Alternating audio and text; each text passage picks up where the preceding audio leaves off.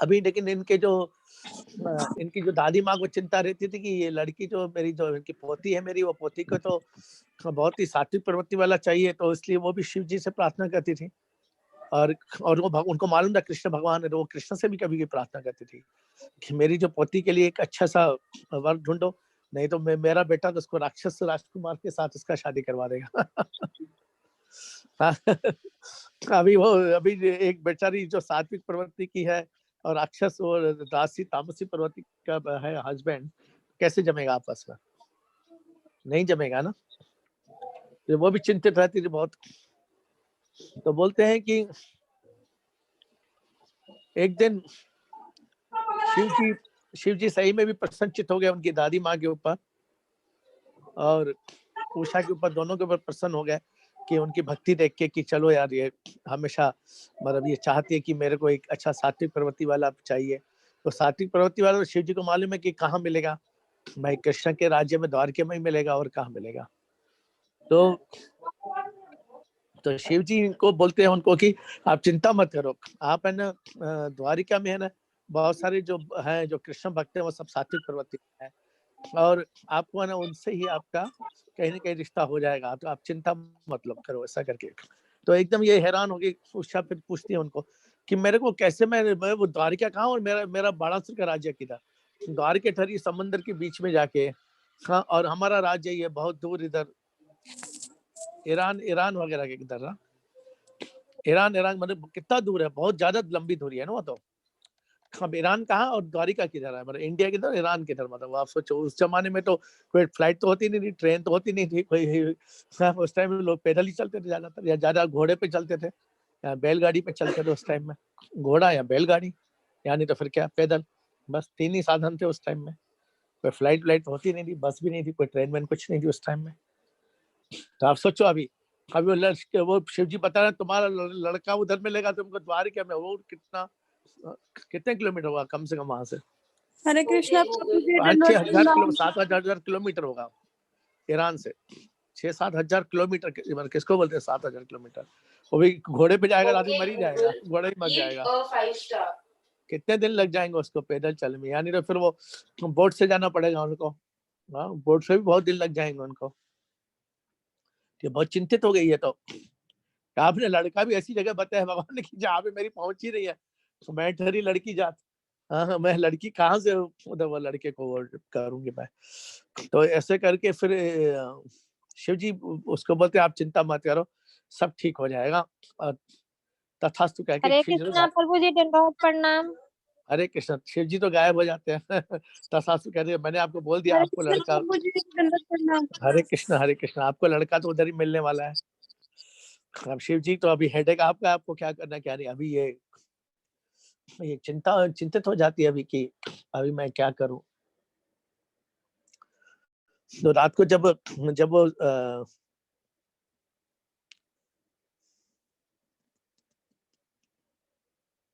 नहीं, इसके पहले इसको, ये शिव जी को आने के पहले इसका सॉरी, मेरे से थोड़ा मैंने स्टोरी थोड़ा आगे की बता दी मैंने। ये शिव जी को मतलब प्रसन्न होने के पहले है ना,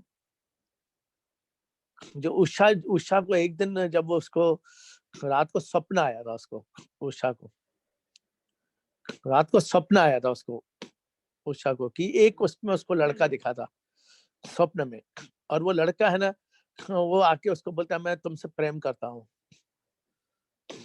और ये उसको देख के बहुत बहुत आनंदित हो जाती है, प्रसन्नचित हो जाती है।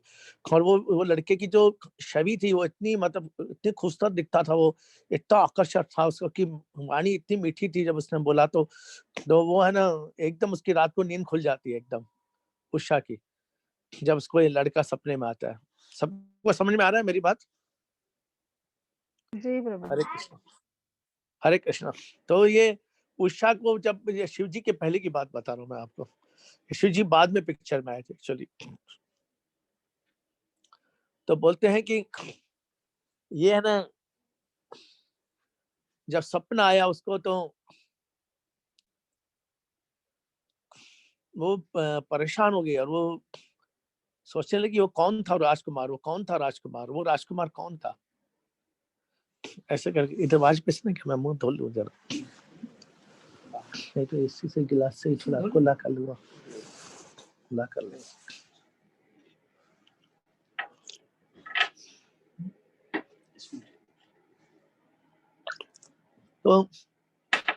तो राजकुमार जो था वो राजकुमार बहुत हैंडसम था, बहुत खुश था, ऐसे करके वो है ना बोलने लगती है। तो इतने में उसकी जो सहेली थी वो एक्चुअली फ्रेंड थी उसकी, वो उसका जो मंत्री था, उसका जो फादर बाणासुर, उसका प्रधानमंत्री जो भी सेनापति, मतलब सेना जो पति जो रहता है ना, जो मतलब सेना का जो हेड होता है, वो उसकी लड़की थी, उसका नाम मैं भूल गया। उषा का जी जो जो सहेली के नाम बहुत अच्छा था उसका, मैं नाम ही भूल गया उसका। नता ना हाँ नहीं नता ना पे था, नाम पे था कुछ नाम। हाँ हरे कृष्ण बोलिए, नाम मालूम है किसको? उसके मंत्री का भी नाम, हाँ मंत्री का नाम था वो भड़ांड। भड़ांड प्रभु जी दंडवत प्रणाम। मंत्री के नाम भड़ांड था, भड़ांड। और पुत्री का, उसकी मंत्री की भड़ांड की पुत्री का नाम भी अच्छा है, उषा की सहेली मतलब। तो मैं नाम भूल गया उसका, तो मंत्री का नाम याद है मुझे, भड़ांड करके नाम था, भड़ांड, भरांड। तो भरांड वो उसका प्रधान सेनापति था वो। तो क्या हुआ अभी, ये उसकी बहुत अच्छी फ्रेंड थी। तो जो भरांड की जो पुत्री थी ना, जो इनका प्रधान सेनापति, तो वो बहुत अच्छी इनकी सहेली थी, बहुत अच्छी फ्रेंड थी इसकी। तो वो परेशान हो जाती है, बोलती है अरे तुम इतनी चिंतित क्यों हो? अरे मैं क्या बताऊं, मेरी जो है ना, मेरे जो रात को सपना आया, और वो सपने मैंने देखा है, मेरे राजकुमार को, तो मेरा दिल उसके ऊपर आ गया है, और मेरे को तो लग रहा है कि उसी से मैं है ना शादी करना चाहती हूँ, और मेरे को और कोई लड़का पसंद नहीं आएगा अभी। लेकिन वो लड़का किधर का है, कहाँ का है, उसका नाम क्या है? बोला वो तो मैं नहीं जानती हूँ, लेकिन था राजकुमार, इतना मालूम है। तो राजकुमार तो बहुत सारे राजकुमार है, उस टाइम में बहुत सारे राज्य हुआ करते थे ना, तो उससे बोला बहुत सारे राज्य है, बहुत सारे राजकुमार है। अभी आपको कैसे मैं अभी बताऊं कि भाई कौन सा है वो? तो वो हाँ चित्रलेखा, यस यस, चित्रलेखा है, यस। और वो चित्रकारी, चित्रलेखा इसलिए भी नाम रखा था उसका, उसकी सहेली का नाम चित्रलेखा था, और उसके वो जो प्रधान सेनापति भरान नाम था, भरान है ना, भरान नाम था। तो वो चित्रलेखा इसलिए भी नाम रखा गया था क्योंकि वो चित्रकारी में नंबर 1 थी। वो जब पेंटिंग करती थी ना, वो परफेक्ट पेंटिंग करती थी वो। मतलब वो अगर उसको आप बता दो, अगर ये जो लड़का है ना, ये लड़का ऐसा सा दिखता था, और ऐसा सा ये आदमी ऐसा सा मैं देखा वो, तो उसका सेम वैसा वैसा फोटो बना के दे देगी आपको वो, और आपको एकदम विश्वास हो जाएगा, अरे हाँ ये लड़का मैंने जो सपने में देखा यही था वो। तो ये जब इसको सपने में दिखा था वो लड़का, तो उससे पूछा अच्छा बताओ उसके बाल कैसे थे? ऐसे थे। उसका नाक कैसी थी? हाँ, ये नाक कैसी थी? ये नाक ऐसे थी। उसके आंखें कैसे थी? ऐसे थे। कान कैसे थे? उसके ऐसे थे। होंठ कैसे थे? उसके ऐसे थे। उसकी जो ये क्या बोलते हैं, ठोड़ी बोलते, क्या बोलते हैं, ये ठोड़ी, ये ठोड़ी कैसे थी इसकी जो ये बताओ। तो ठोड़ी ऐसे थी, उसके गाल ऐसे थे, उसकी आंखें ऐसी थी, उसके ये ललाट ऐसा था, ऐसा सब है ना, ऐसा करके वो बताती जा रही थी, उषा ऐसे दिखता था, ऐसा उसको ऐसे कुंडल पहने थे, ऐसा करके वो बना दी वो पिक्चर, ऐसा करके उसने। क्योंकि उसके पहले है ना, जब ये पिक्चर बनने के पहले उसने उसके जितने भी जो राक्षस और राजकुमार थे, जितने भी राक्षस से जो राजा थे, जितने भी उनके सबके बेटे थे, उन सबके फोटो इनके पास थे, चित्रलेखा के पास सबके। वो फोटो उसने सबके उसने दिखा दिया उसको, ये देखो ये राजकुमार जो हमारे राक्षसों जो है, अच्छे अच्छे राक्षस हैं, जो मतलब शक्तिशाली राजा, राक्षस राजा, उनके पुत्र हैं। तो उनके पुत्र का सबके फोटो दिखा दिए। तो बोले नहीं इसमें किसी का भी, वो राजकुमार इनमें से कोई नहीं था। तो वो बोलते हैं मतलब ये है कि राक्षस राजाओं के जो मतलब आपके जो सपने में आया, वो राक्षस राजा का कोई पुत्र नहीं है, मतलब राक्षस तो नहीं, ये तो गारंटी है। तो खुश हो जाती है, चलो ये कम से कम मेरे को जो सपने आया वो राक्षस का राजा का बेटा नहीं है वो, मतलब वो राक्षस राजकुमार नहीं है वो। तो बहुत खुश हो गई थी वो बहुत। तो फिर इसने जो बोला, इसने इसको मतलब शिव जी ने उषा को दर्शन नहीं दिया, उसकी दादी माँ को बोल के गए थे कि इसका है ना जो विवाह होगा वो वहां पे हो जाए, द्वारिका में किसी अच्छे लड़के के साथ इसका होगा, ऐसा करके उसको नहीं बोला था, उषा को नहीं बोला था। और दादी माँ चुप रहती थी क्योंकि दादी माँ को मालूम है द्वारिका का जो को पसंद नहीं करता बाणासुर, इसलिए वो डर के मारे वो आवाज ही नहीं निकलती थी उसकी। बोलूंगी तो उसका जो बेटा है बाणासुर नाराज हो जाएगा। खाली तुम मेरी बेटी को उधर कहाँ शादी करवाना चाहती हो ना, तुम उनको तो राक्षसों का जो राजकुमार राक्षस राजकुमार शादी करवाऊंगा मैं। तो इसलिए वो बेचारी बोलती नहीं थी वो। तो अभी ये क्या बोली, अभी जो राक्षस राजकुमार तो नहीं, इसका गारंटी है, नो प्रॉब्लम। तो अभी क्या करें, तो उसने बोला ठीक है आप मुझे बताओ कैसा दिखता था, तो वो बताती जाती है, उसका बाल ऐसे थे, उसकी आंखें ऐसी थी, उसके नाक ऐसा था, उसका ऐसा बता देती है, वो पूरा फोटो बना देती है वो।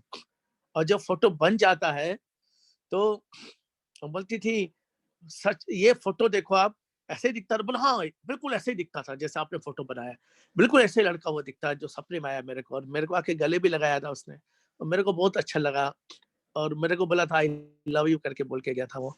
तो मेरे को भी उससे प्रेम हो गया है और मैं उसी से शादी करना चाहती हूँ।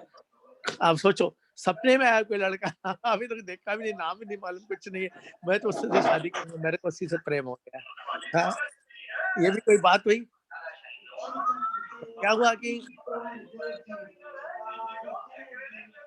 ये आवाज कहाँ से आ रही है, कहीं कृपया करके ये म्यूट करिए उसको। लेकिन मैं अनम्यूट कैसे करूंगा इधर से? हाँ हाँ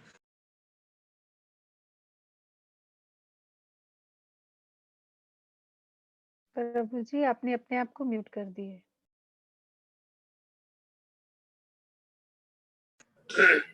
तो बोलिए अभी ये सोचिए, अभी ये बोलते हैं कि ये राजकुमार ऐसा ही था ये जैसे दिखता है इसमें फोटो। बोले हाँ यही था, बिल्कुल ऐसे ही दिखता है। तो बोलिए ये पागल, ये जो राजकुमार मालूम है कौन है ये? बोले कौन है, मुझे क्या मालूम। बोले ये जो राजकुमार है कृष्ण का बेटा है, ये कृष्ण का बेटा ही था ना वो, पोता, सॉरी, ये कृष्ण का पोता है, ये जो प्रद्युम्न का बेटा, मतलब प्रद्युम्न और प्रद्युम्न उसका बेटा था, रुक्मणी का ना, रुक्मणी का बेटा प्रद्युम्न था। और प्रद्युम्न ने किसी वो प्रद्युम्न की जो जो जो थी जो रानी थी वो भी किसी राक्षस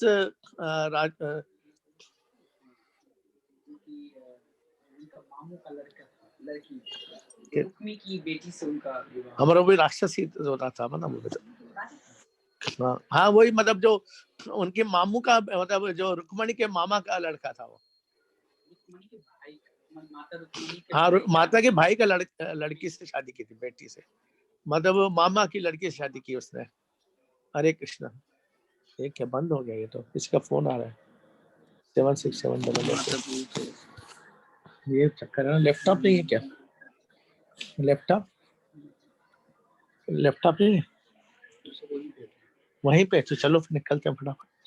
बोलो उमेश को। ओके, तो उनका जो मतलब इसकी जो वो थी, समझ लो जो क्या नाम था, रुक्मी था। रुक्मी का मतलब रुक्मी की बेटी से शादी हुई थी प्रद्युम्न की, मतलब। तो प्रद्युम्न का जो और रुक्मी का जो बेटी थी उनका लड़का था ये अनिरुद्ध। तो अनिरुद्ध है ना उसका पोता हुआ, कृष्ण का पोता पोता था, मतलब। तो मतलब पागल, ये तो कृष्ण का पोता है और तुम राक्षस की बेटी, और तुम्हारे पिता तो उसको बाणासुर, तुम्हारे पिता श्री बाणासुर है, वो तो कृष्ण से नफरत करता है वो। अभी तो तुम कैसे शादी होगी उससे? असंभव, ये शादी हो ही नहीं सकती है। तुम अभी अपना इरादा चेंज कर दो। बोले मैं अभी अपना इरादा चेंज नहीं कर सकती है। वो भी अड़ गई, मैं तो करूंगी तो शादी इसी से ही करूंगी, मैं अपना इरादा चेंज नहीं करूंगी। उषा बोलती है मैंने इसको प्यार दिया, नहीं तो मैं मर जाऊंगी, इससे अच्छा तो मैं यहाँ तो शादी नहीं करूंगी, नहीं तो मैं मर जाऊंगी। मैं ना नदी में कूद के अपनी जान दे दूंगी, लेकिन मैं किसी और से शादी नहीं करूंगी। और मेरे पिताश्री मेरे को जबरदस्ती करेंगे कि तुम किसी और से शादी करो इसके अलावा, या अनिरुद्ध के अलावा, तो मैं तो अपने कूद के जान दे दूंगी। मैं तो अनिरुद्ध से प्यार करती हूँ मैं। अभी ये तो बहुत ही ज्यादा परेशान हो गई है जो चित्रलेखा उसकी सहेली, ये तो जिद पे अड़ गई है। तो बोलते इससे अभी मैं शादी करूँ, इसी से करूंगी।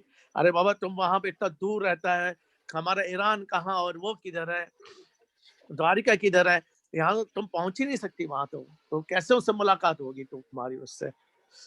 तो ये तो असंभव है ऑलमोस्ट तुम्हारी शादी। तो फिर तो इतना दूरी पे कैसे तुम पहुंचेगी वहां पे? इतना दूर ईरान कहाँ और द्वारिका किधर, 6000 किलोमीटर दूर।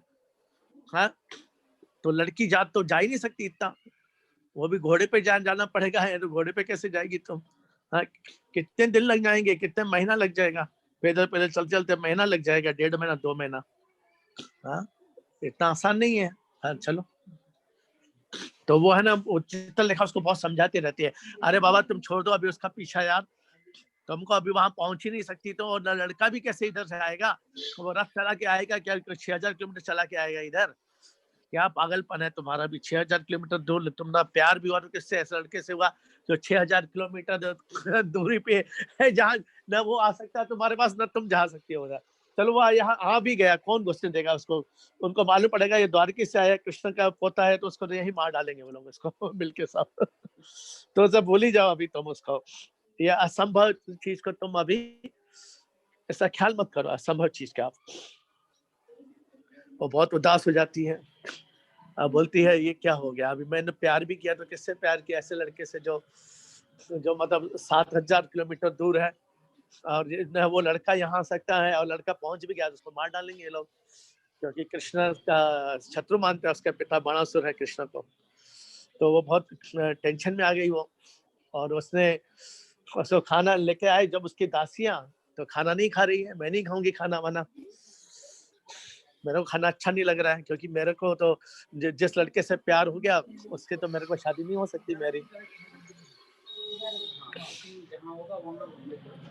तो बोलते हैं चलो ठीक है, अगर ऐसी बात है तो हम लोग है ना देखेंगे, अब फिर कुछ करेंगे, तुम खाना तो खा लो। बोले नहीं मैं खाना नहीं खाऊंगी, जब तक मेरे को लड़का नहीं मिलेगा मैं ऐसे प्राण त्याग, क्योंकि वो लड़का नहीं मिल सकता तो क्या फायदा मेरे जीवन का, तो मैं ऐसे भूखे ही मर जाऊंगी, मैं तो खाना वाना नहीं खाने वाली हूँ मैं। तो चित्रलेखा बोलती है तुम भी अजीब है, तुम राक्षस की बेटी हो गई, तुम ऐसा करती हो, तुम क्या लड़की हो तुम? तो मैंने राक्षस की बेटी हो गई, तुम ऐसा सोचती हो कि मैं प्राण त्याग दूंगी एक लड़के के पीछे, जो लड़के ने तुमको कभी देखा नहीं, तुमने उसको तुमने देखा है। हाँ, और वो हरे कृष्णा प्रभु जी, दंडवत तुम उससे प्रणाम प्रेम प्रभु जी। करती हो। हरे कृष्णा हरे कृष्णा। वो लड़का जानता भी नहीं है कि तुम उससे प्रेम करती हो। जब वो लड़का जानता ही नहीं है कि तुम उससे प्रेम करती है, तो वो कैसे आएगा इधर? तो ये असंभव का भी छोड़ दो, और तुम मरो मत, ऐसे आत्महत्या मत करो, तुम कुछ खा लो ऐसे करके, नहीं मैं तो कुछ नहीं खाऊंगी। तो इसको है ना बहुत अभी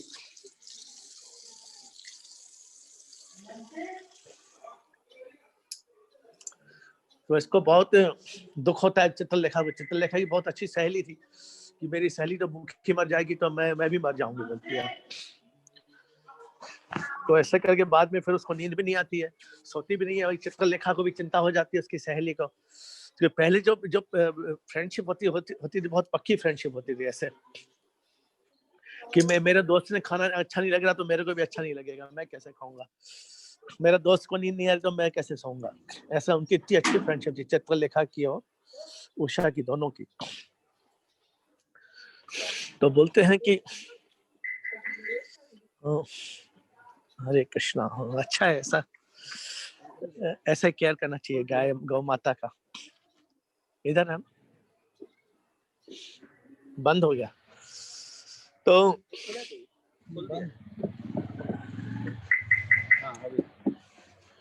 तो बोलते हैं कि अब जो दोनों टेंशन में है कि क्या किया जाए अभी, कि अभी लड़का जो है इसकी लाइट जलाओ, कार की लाइट जलाओ। तो ये है ना, ये अभी दोनों सोचते हैं कि क्या करना चाहिए अभी इसके लिए। तो जो चित्रलेखा है ना, चित्रलेखा को बहुत सारी विद्याएं थी उसके पास, तो वो ना, क्योंकि वो भी शिव भक्तनी थी, और शिव जी की भक्ति करते करते भी उसको भी नहीं, सॉरी वो शायद दुर्गा देवी की भक्तनी थी। तो दुर्गा देवी की भक्तनी थी, इससे दुर्गा देवी को याद करती है कि मेरे को सहायता करो, मेरी सहेली तो नहीं तो मर जाएगी, पुकारती है उसको दुर्गा देवी को। तो इतने में बोलते हैं कि वो कुछ बैठ के मेडिटेट करती है और उसको याद आता है कि मेरे पास बहुत सारी, मैं जब छोटी थी तो उसके जो भरान था, भरान जो पिता भरान थे ना उनके, उसने उसको बहुत सारी विद्याएं सिखाई थी उनको, क्योंकि सब राक्षस लोग थे। कितना लोग आए, कितने लोग आ गए हैं इधर, इनके घर पे आए ना कुछ 10-12 लोग। हाँ, अरे कल हो जाएंगे 100 तक। तो क्या हुआ, अरे किसी का फोन आ रहा है बार बार, 7 बीच वाला। हरे कृष्णा। तो क्या हुआ कि तुरंत उसको रात्रि में ही उसको लगा कि तुम चिंता मत करो, मेरे पास एक जो मेरी जो विद्या है, मेरे को जो मतलब जो राक्षस लोगों के पास जो विद्याएं होती है वो मेरे को भी मेरे पिताश्री ने सिखाई है कि मैं हवा में उड़ सकती हूँ मैं। तो बोलती है तुम है ना मैं हवा में उड़ूंगी और तुम है ना मेरी है ना उसमें पीठ पे बैठ जाओ तुम, उसको बोलती है, और हम ढूंढेंगे उसको, राजकुमार को लेके आएंगे हम लोग। तो बोलती है नहीं, मैं तो चल नहीं सकती, राजमहल से मैं निकलूंगी तो सबको मालूम पड़ जाएगा, सब परेशान हो जाएंगे, किधर गई। हाँ, हरे कृष्णा माता जी, हरे कृष्णा बहुत अच्छा माता जी, बहुत अच्छा, वेरी गुड, थैंक यू माता जी, थैंक यू, धन्यवाद, कल मिलते हैं। हरे कृष्णा माता जी, हरि बोल, हरे कृष्ण। तो हम बबली माता जी घर से निकल रहे हैं अभी, इसके लिए बबली माता जी मिलने आई थी, ठीक है। तो क्या हुआ कि इसने बोला मैं है ना तुरंत अभी मैं ना निकलती हूँ यहाँ से, अब ईरान से लेके सोचो वो जाएगी कहाँ पे, द्वारिका, जो कि काफी दूरी पे पड़ता है, 6000 किलोमीटर। बोले कैसे जाएगी तुम इतनी, बोलते हैं मेरे पास जो मिस्टिक पावर्स है, मेरे पास जो यौगिक सिद्धियां हैं, मैं ना हवा की स्पीड से मैं उड़ते हुए जा सकती हूँ, मैं जिस स्पीड में हवा चलती है मैं उसी स्पीड में उड़ते हुए जा सकती हूँ, और मैं वो द्वारिका तक पहुंच सकती हूँ मैं, और चिंता मत करो, मैं है ना कुछ न कुछ करके आऊंगी, मैं वो लड़के का पता लगा के आऊंगी मैं।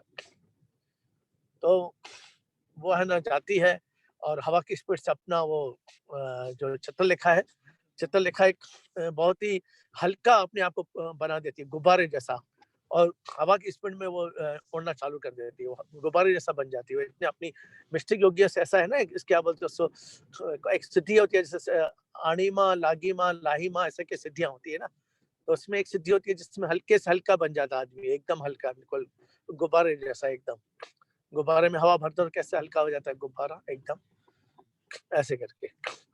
तो उड़ते उड़ते वो जाती है, वो द्वारका में पहुंच जाती है वो, और इतनी स्पीड में जाती है कि वो सोचो आप, मतलब अगर फ्लाइट जैसे स्पीड में जाता है, जैसे फ्लाइट की स्पीड कितनी होती है, तो फ्लाइट की स्पीड होती है करीबन 1000 किलोमीटर, 900 किलोमीटर पर आवर होती है, 800-900 किलोमीटर, तो उससे भी ज्यादा स्पीड में गई वो। तो बोलिए रात को ही गई वो, रात्रि में गई, और वो महल उसने खोज निकाला उसका, द्वारिका का जो राजकुमार का, उनके महल में वो बालकनी के रास्ते से, जो बालकनी महल की है ना, बालकनी के महल रास्ते से वो घुस गई महल के अंदर, वो ढूंढ रही है अभी कि अनिरुद्ध कहाँ सोया हुआ है, अनिरुद्ध कहाँ पे है, अनिरुद्ध कहाँ पे सोया हुआ है। इतना बड़ा महल था, इतना पैलेस, उसमें मानो कितना बड़ा पैलेस था, मालूम है आपको कितने रूम थे वो पैलेस में, किसी ने सुना भी नहीं होगा, इतने रूम थे उसमें। कितने रूम होंगे वो पैलेस में, कोई अंदाजा लगाओ। जो श्री कृष्ण का जो पैलेस था, वहां पे महल था, उसमें कितने रूम थे, किसी को आइडिया है कितने रूम हो सकते हैं? नहीं, ज्यादा थे। तो उनके जो किसी को मालूम है उनके जो, आप सोचो अभी मैं आपको बता रहा हूँ, हैरान पूरे वर्ल्ड में आज तक किसी के पास नहीं, न थे, न कभी होंगे भी नहीं कभी। बोले उनकी 16,108 पटरानियां थी, तो सबका एक एक कक्ष था उसमें, 16,108 कृष्णा तो जी वही के, उनके। प्रभु जी, कृष्णा जी के।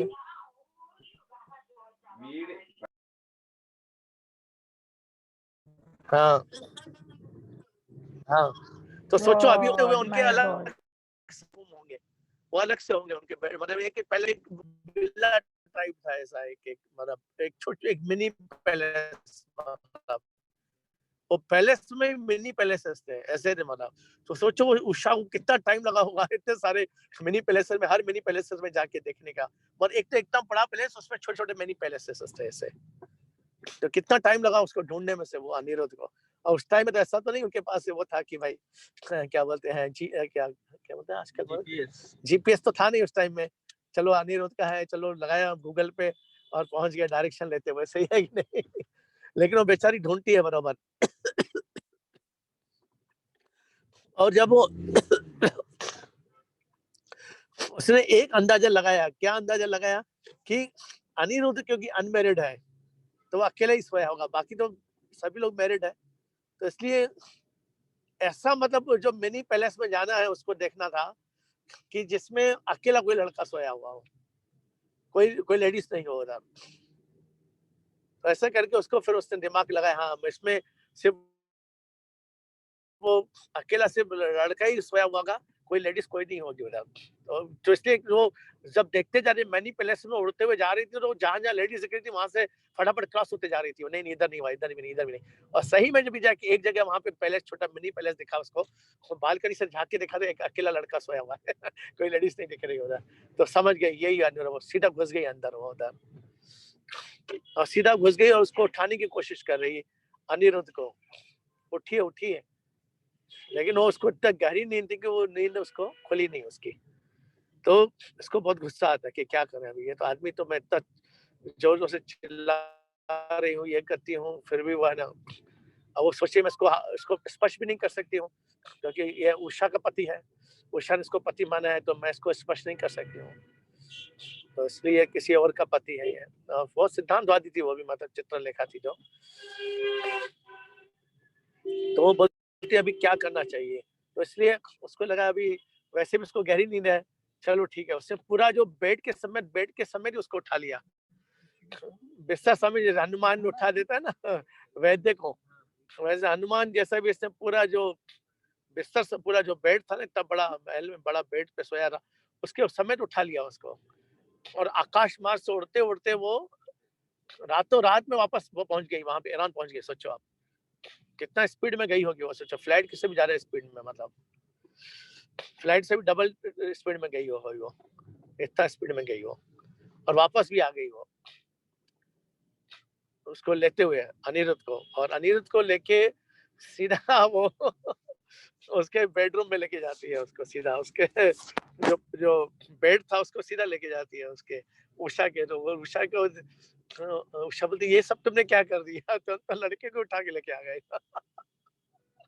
तो लड़के के किडनैप कर लिया इन्होंने, उषा ने और चित्रलेखा ने अनिरुद्ध का, वो भी किसका, कृष्ण का पोते का, उसको ही उन्होंने अपहरण कर लिया उसका तो बोलते हैं कि दूसरे दिन जब महल में उठते हैं सब, श्री कृष्ण के महल में जो मेन पैलेस था द्वारिका पैलेस में, तो सब अनिरुद्ध को ढूंढ रहे हैं। सब उसके जितने भी जो दास थे, दासियां थी, राजकुमार की जगह राजकुमार है ही नहीं, किधर गया है, बेड भी गया है तो सब लोग टेंशन में आ गए, सब चिंतित हो गए, बेड समेत कहाँ गायब हो गया भाई, ये तो किसी राक्षस का ही काम होगा फिर तो, ये तो उसको किसी राक्षस ने अपहरण कर लिया है। तो इतने में फिर नारद मुनि प्रकट हो जाते हैं वहां पे, और नारद मुनि आके बताते हैं उनको कि इसको है ना, आप चिंता मत करो, बहुत सुरक्षित है अनिरुद्ध, और इसका अपहरण हुआ है मुझे भी मालूम है, लेकिन अब बहुत सुरक्षित जगह पे अभी आप, और आप चिंता मत करो, सब ठीक हो जाएगा। ऐसे करके उनको सबको टेंशन फ्री करता है वो। सब सही जगह पे जब वक्त आएगा तो मैं आपको बताऊंगा कहाँ पे गया है वो, कहाँ पे उसको ले जाया गया है और कहाँ है अभी वो, वक्त आने पे बताऊंगा मैं। नारायण मुनि भी उनको नहीं बता रहा, सस्पेंस में रखता है वो। तो बोलते हैं कि जब अनिरुद्ध वहां पहुंच जाता तो अनिरुद्ध की जैसी वहां पे नींद खुलती है वहीं पे, तो उसके उषा के पैलेस पे खुलती है वो महल में, तो वो उठा तो हैरान हो जाता, मैं कहाँ पे आ गया हूँ, ये लड़कियां कौन है, ये दोनों, ये लड़की कौन है भाई, आप कौन है भाई, ये इधर तुम मेरे को कहाँ लेके आ गए तुम लोग मेरे को।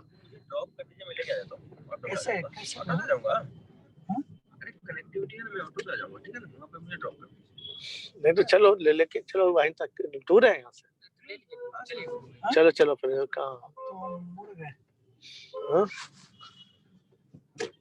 तो मुड़ गए ब्रो, हम लोग बाइक से चलेंगे, लेके आएंगे। चलो ठीक है। हाँ तो क्या हुआ कि अभी अनिरुद्ध तो अभी राजकुमार था, वो तो साहसी था काफी, तो वो एकदम वो पूछता है उनको कि भाई आप लोग क्यों मेरे को यहाँ पे लेके आए, क्या मतलब उद्देश्य क्या है। तो फिर चित्रलेखा बताती है कि ऐसा ऐसा आप इनके सपने में आए थे और आपसे प्रेम करने लगी, और ये बोलती कि मैं शादी करूंगी तो मैं इसी से शादी करूंगी और किसी शादी नहीं करूंगी मैं। तो अनिरुद्ध एकदम बहुत ही गुस्सा हो जाता है, और अनिरुद्ध है ना एकदम गुस्सा होके ना जोर से चिल्लाता है, ये तुम मेरे को मूर्ख बना रही हो, कौन सा प्यार व्यार कुछ नहीं है, मैं तुमसे प्यार नहीं करता हूँ, ये तुम्हारा मन में लव है। ऐसा करके वो चिल्लाता है जोर जोर से, और तुम मेरे को वापस जहाँ से लेके वहां पे छोड़ दो मेरे को। ऐसा करके, ये क्या कोई जोर जबरदस्ती है क्या, तुम बस मैं पसंद आया क्या, क्या कोई मैं कोई एक वस्तु हूँ क्या, मेरे को तुम मैं पसंद आ गई तो तुम लेके आ गए इधर, ये क्या है, ये कौन सा तरीका है भाई, कि तुम मेरे को पसंद आ गए तो तुम मेरे को अपहरण कर लिया मेरा तुमने, हाँ वो भी जबरदस्ती का सौदा हो गया क्या ये। तो इतने में वो है ना उषा है ना एकदम रोने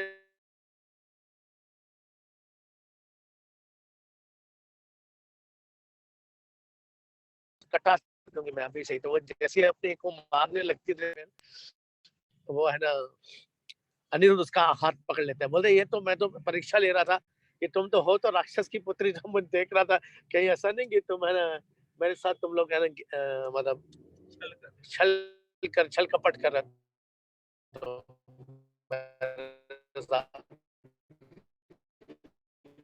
लेकिन मुझे अभी विश्वास हो गया एकदम सच में मुझे सच्चा प्रेम करती हो तुम मुझसे।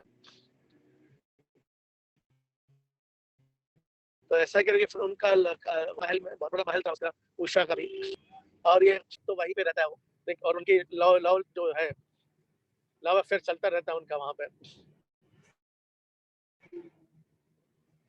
उषा और अनिरुद्ध का दोनों का। और चित्रलेखा उसमें काफी हेल्प करती है, जैसे कोई उनकी वो उषा को कोई मिस्टेक पावर था, कोई अगर आ रहा है दरवाजे में तो दरवाजे के पार में कोई आ रहा है उसको मालूम पड़ जाता था, तो वो इन्फॉर्म कर देती थी उनको, कोई मिलने के लिए आ रहा है तो वो छुपा देती थी अनिरुद्ध को, किधर भी छुपा देती थी, आप छुप जाओ। तो कोई भी जो आते थे उसके पास खाना देने ये देने आते थे, किसको मालूम नहीं पड़ता था। लेकिन एक दिन बाणासुर है ना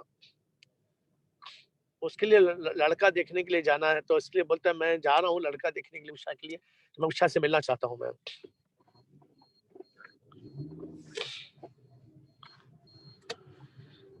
तो वो बोलता है नहीं, वो बोलती है चित्रलेखा बोलती नहीं नहीं वो उषा बिजी है अभी, नहीं नहीं मेरे को मिलना है उससे, मैं जा रहा हूँ बहुत दूर जा रहा हूँ बहुत। तो जब वो जाता है तो वो उसको बाहर आवाज सुनाई देती है कोई लड़के की, तो वो समझ जाते अंदर कोई लड़का है, तो एकदम जोर जोर से दरवाजा, जल्दी खोलो दरवाजा, कौन है अंदर, कौन से लड़के की आवाज आ रही है। तो वो उषा उसको छुपा देती है, और ये जब जाता है अंदर तो देखता है कि लड़का तो है ही नहीं, तो नहीं आपको वहम हुआ है पिताश्री, कोई लड़का वड़का कोई नहीं है, ऐसा करके जाओ जाओ लेके चलो।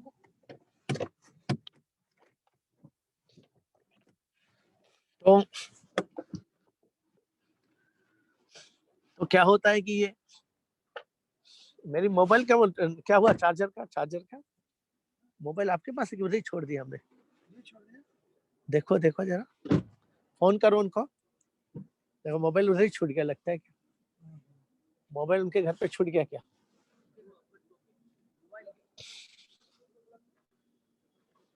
हाँ हाँ हाँ लेके गए थे ना, मोबाइल इनके हाथ में था ना पहले, उमेश के हाथ में मोबाइल उनके घर पे छूट गया, जरा देखो फोन करके देखो या कार में चेक कर। तो ये इतने में इसको फिर इनको थोड़ा शक हो जाता है कि कोई ना कोई लड़का तो है अंदर, तो वो उस टाइम में कुछ बोलता नहीं अपनी बेटी को और मिलके चला जाता है। फिर वो अपने सब पहरेदारों को सबको बोलता है कि अंदर कोई लड़का है इधर, आप जरा देखना उसको। सब उनका उषा के ऊपर पूरा नजर रखो। लो बैटरी बता रहा है, लो बैटरी इधर बता रहा है। तो मोबाइल पे कर लें। हाँ, तो वो है ना, किधर है मानसी? हाँ ठीक है। तो ये तो है ना,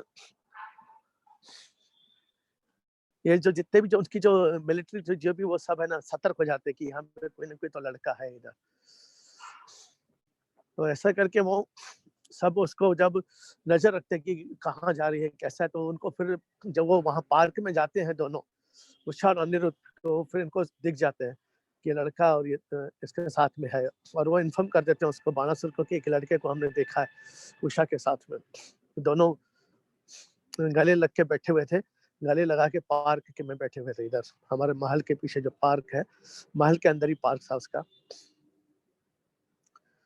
तो फिर वो तुरंत इमीडिएटली तलवार लेके जाता है उनके रूम में और उसको जाके फिर वो बंदी बना लेते हैं अनिरुद्ध को। उनको पकड़ लेते हैं सब लोग मिलके।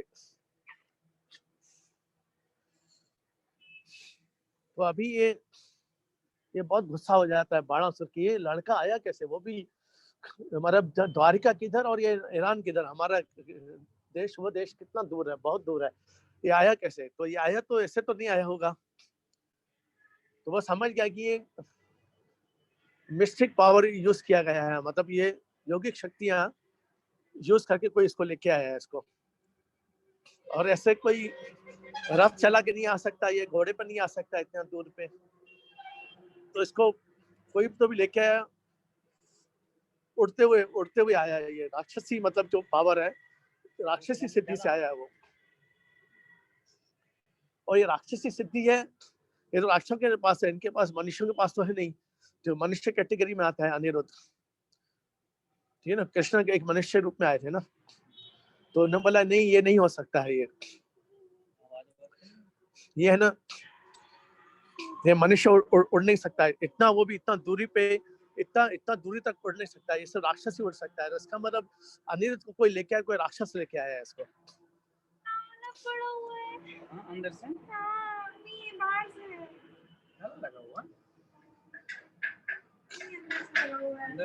अंदर से है ना वो तो फिर वो पता करता है कि इसको कौन लेके आया अनिरुद्ध को यहाँ पे, लड़के को। मतलब मनुष्य है ये तो मनुष्य तो उड़ नहीं सकता, उनके पास तो इतनी सिद्धियां सिर्फ राक्षस से बात ही होती है। तो बोले हमारे महल में से किसी का काम है इसको लेके आने का। तो इसलिए वो फिर वो इंक्वायरी करता है उषा से, ये लड़का आया कैसे। फिर उषा उसको नहीं बताती, मैं नहीं बताऊंगी कैसे आया वो लड़का। तो इतने में जो चित्रलेखा जो खड़ी थी वहां पे, चित्रलेखा ने बोला कि मैं लेके आई थी इसको, मैं आसमान के आकाश मार्ग से मैं ही लेके आई इसको मैं, और मैंने इसका अपहरण किया है। तो फिर तुरंत ही वो उसको जेल में डाल देता है, उसको भी, चित्रलेखा को भी, उषा को, चित्रलेखा को, दोनों को जेल में डाल देता है वो भी। और फिर इसका जो पिताश्री बोलते हैं कि मैंने आपकी इतनी सेवा की, ये की, और आपने मेरी बेटी को जेल में डाल दिया। तो उसके ऊपर गुस्सा हो गया, वो अपने प्रधान सेनापति उसको भी जेल में डाल देता है कि तुम भी मिले हुए अपने बेटी से, और सब लोग मिल गए, और तुमने है ना जानबूझ के ऐसा किया, तुमने सोच समझ के किया है, मेरी बेटी को तुम लोगों ने बहका दिया है ऐसा ऐसा करके, इसलिए तुमने कृष्णा का जो होता है, जो हमारा सबसे बड़ा शत्रु है, उसको तुम लेके आ गए यहाँ से। तो ऐसे करके फिर नारद मुनि को अभी लगा कि अभी ये तो अनिरुद्ध की भी जान खतरे में है, उषा की और सबकी जान खतरे में है अभी। तो वो है ना बोलता है कि अभी ये जो लव स्टोरी का अभी हमको एंड करना पड़ेगा, ये लव स्टोरी तो इसमें जान का खतरा है, कहीं ऐसा नहीं कि बाणासुर गुस्से में आके उसका हत्या कर दे अनिरुद्ध की, यानी तो उसका दरवाजा तुरंत बंद कर देते ना, हो जाएगा।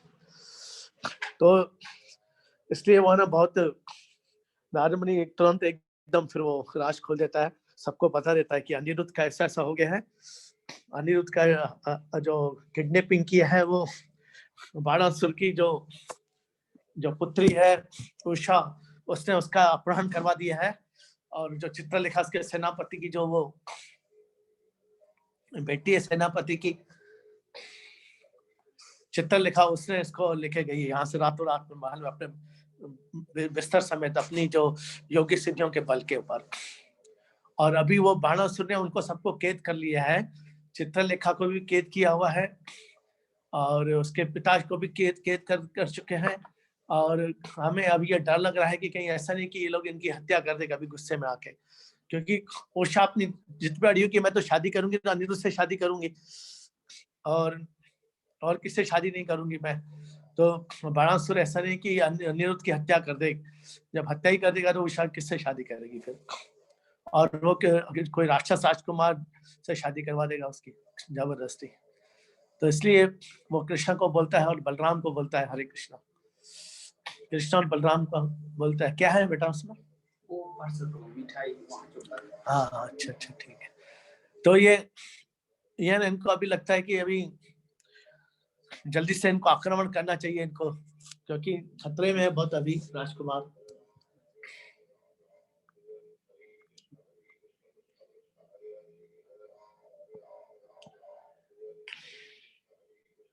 लैपटॉप आएगा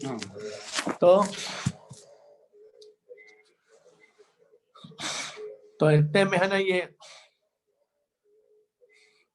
लोग बोले चलो हम आक्रमण करेंगे, और लेकिन ये इतनी दूरी पे आक्रमण कैसे किया जाए, इतनी बड़ी सेना की दूरी पे कैसे। तो उन्होंने फिर कृष्ण ने फिर बोला कि अगर राक्षस लोग अपना मिस्टिक पावर से, एक राक्षस लड़की अपना मिस्टिक पावर यूज करके अपना यौगिक सिद्धियों का शक्ति से अगर उड़ के अनिरुद्ध को लेके जा सकती, तो हम भी अपनी यौगिक शक्तियों को वो करके हम आकाश मार्ग से रथ को उड़ाते हुए लेते जाएंगे। आप सब लोग रथ में बैठिए, सभी लोग जितने भी मिलिट्री है सबको रथ में बिठाया उन्होंने, बहुत सारे रथ किए उन्होंने। और उन्होंने अपना जो क्या हो गया आप बोलते रहिए। हाँ, तो ये जो राक्षस तो अपने की ये लोग पूरे आकाश मार्ग से फिर ये लोग है ना अपने अपने रथों पे सवार होके उसको उड़ाते हुए लेके गए राक्षस मार्ग, आकाश मार्ग से। मतलब सोचो कितना दूर है, 6-7 हजार किलोमीटर दूर। जैसे प्लेन फ्लाइट चलती है वैसे ही फ्लाइट जैसे उसको चलाते हुए लेके जा रहे थे कृष्ण। जितने भी कृष्ण ने सभी रथों में है ना अपनी शक्ति डाल दी उनमें, और सबको पूरी मिलिट्री को आकाश मार्ग से उड़ाते हुए लेके गए उनको सबको। तो बोलते वो रातों रात में वहां पहुंच गए, क्योंकि उनको खतरा लगे कि ऐसा नहीं कि सवेरा हफ्ते से ही इनका दिमाग घूम जाए तो ये अनिरुद्ध की हत्या कर दे। तो रातों रात में ही वो वहां पहुंच जाते हैं सीधा जो ईरान, मतलब यहाँ से द्वारके से मान के चलो आप, इतना स्पीड में जाते हो आकाश मार्ग से, सब उनके जो रथ से सब सैनिकों समेत। तो कृष्ण इतने शक्तिशाली आप सोचे, इसलिए क्यों हमें देखना चाहिए सब सीरियल कृष्ण के में इतनी शक्ति जो असंभव कार्य को संभव कर सकता है। तो जब बाणासुर को मालूम पड़ता कि आकाश मार्ग से, एक मिनट इसको बंद करना पड़ेगा। तो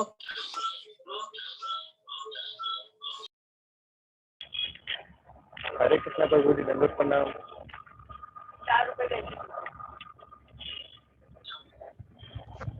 हरे कृष्णा प्रभु जी, दंडवत प्रणाम। तो मालूम पड़ता है कि आकाश मार्ग से है ना ये सब रथों को सबको लेके आ गए हैं, और तो ये बहुत शक्तिशाली है। ये तो शत्रु हमारा, ये जो अनिरुद्ध है या कृष्ण है बहुत शक्तिशाली है। तो वो खुश होता है फिर वो बहुत, तो सब लोग हैरान होते हैं कि ये खुश क्यों हो रहा है। ये बोलता है कि मेरे को अभी आज तक जितने भी लोगों को मैं जब आक्रमण करता था सब लोग भाग जाते थे, मेरी शक्ति के सामने सब लोग डर जाते थे या मेरे को सरेंडर कर देते थे सब लोग। लेकिन आज मुझे ऐसा लग रहा है कि ऐसा शत्रु से मेरा आज मेरा युद्ध होने वाला है जो जिसमें इतनी शक्ति है कि रातों रात में आकाश मार्ग से अपनी सेना समेत उड़ते हुए आ सकता है। तो बराबरी के शत्रु से आज युद्ध करने में मेरे को मजा आएगा। तो खुश होता है कि मेरी जो इच्छा थी कई सालों से कि मेरे को ऐसा शत्रु से मेरा युद्ध हो जो मेरी बराबरी का हो, मेरी टक्कर का हो। नहीं तो बाकी लोग तो सब गिडर जैसे हैं, सब लोग यहाँ मुझे समर्पित कर देते हैं, यहाँ भाग जाते हैं।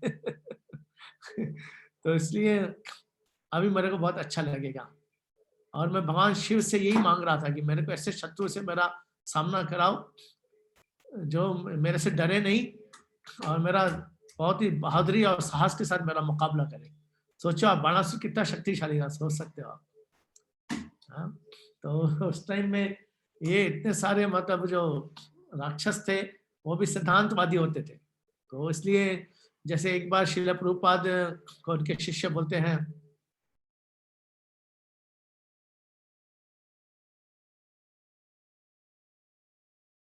आपने अपने आप को म्यूट कर दी। हाँ अभी आ रही है आवाज? जी जी प्रभु। तो प्रभुपाद का एक बार ऐसे ही हुआ था, एक शिष्य ने पूछा प्रभुपाद मैं तो बहुत बड़ा पापी, संसार का सबसे बड़ा पापी, सबसे बड़ा राक्षस मैं हूँ। तो प्रभुपाद बोले नो, प्रभुपाद नहीं हो तुम ऐसा, तुम राक्षस की हम लोग जो पृथ्वी लोग पासी हैं जो कलयुग में जन्म लिया और राक्षसों भी गए गुजरे हैं, हमारे कोई सिद्धांत ही नहीं है। राक्षसों के कम से कम सिद्धांत थे, कम से कम आपके वो सिद्धांत भी नहीं है। तो राक्षस का ये सिद्धांत था उस टाइम में। जैसे अभी बताया कि जो राजकुमारी उषा तो राक्षस की पुत्री थी, लेकिन उसने बोला मैं तो मर जाऊंगी कुछ भी कर, लेकिन मैं सच्चा प्रेम करती हूँ अनिरुद्ध से, मैं शादी करूंगी तो अनिरुद्ध से ही शादी करूंगी। हाँ, लेकिन अभी हमने हमारे रिश्तेदारों में कई लड़कियां देखी हैं जो है ना लव अफेयर होता है किसी के साथ में, बाद में मालूम नहीं कुछ ऐसा हो कि वो लव अफेयर टूट जाता है फिर किसी और से शादी कर लेती है। हमारी रिश्तेदारी में ऐसा हुआ है 2-3 केस। तो हमारी भाभी है वो बहुत चालाक है, वो बोलती है उनको, मेरे सामने एक दिन एक लड़की को बोल ही दिया उसने, क्या हो गया तुम्हारा प्रेम प्रेम का कहाँ गया तुम्हारा प्रेम तुमको याद नहीं आती है वो लड़के की? हाँ, तो ये कलयुग है। ऐसा करके प्रेम प्रेम जैसे मैंने बताया कोई रहा ही नहीं आज के जमाने में तो ये जो रूपान ने बताया कि संसार में हम जो कलयुग के प्राणी हैं, कम से कम जो राक्षस है उनके सिद्धांत है, हमारे भी एक सिद्धांत होना चाहिए कम से कम। तो हम कम से कम राक्षस जैसे तो रहे, राक्षस से बाद में प्रभुपाद ने क्या बोला फिर बाद में, जैसे कि किसी ने बोला उनको कि प्रभुपाद को बोला कि प्रभुपाद आप लोग क्या क्या कर रहे हो, ये सब है ना, सबको भक्त बना दिया, ये करके बना दिया। ने बोले मैं भक्त तो अभी दूर की बात है उनको बनना, अभी तो पहले मैं उनको मैं इंसान बना रहा हूँ। तो बोले कैसे? बोले जो भी इस कलयुग में जो 16 माला जाप नहीं करते हैं, 4 नियम पालन नहीं करते हैं, वो सब बोले राक्षस से भी गिरे हुए लोग हैं वो लोग, और वो हमेशा दुखी रहेंगे वो लोग। तो वो लोग, मैं उनको कम से कम एक इंसान बनाने की कोशिश कर रहा हूँ कि कम से कम 16 माला जाप करो और 4 नियम पालन करो तो उससे कम से कम आप इंसान तो बनेंगे, एक अच्छे इंसान बन जाएंगे तो सुखी रहेंगे, कम से कम खुश रहेंगे हम लोग। तो कलयुग में ऐसा लिखा है कि शास्त्र में जो 16 माला जाप नहीं करते हैं कलयुग में, उनका संसार के सब दुखों के ऊपर पूरा पूरा अधिकार है, दुखों और चिंताओं के ऊपर, बीमारियों के ऊपर पूरा पूरा अधिकार है। हमेशा बीमारियों से ग्रस्त रहेंगे, डिफरेंट टाइप की बीमारियां रहेंगी 16 माला जाप नहीं करते कलयुग में।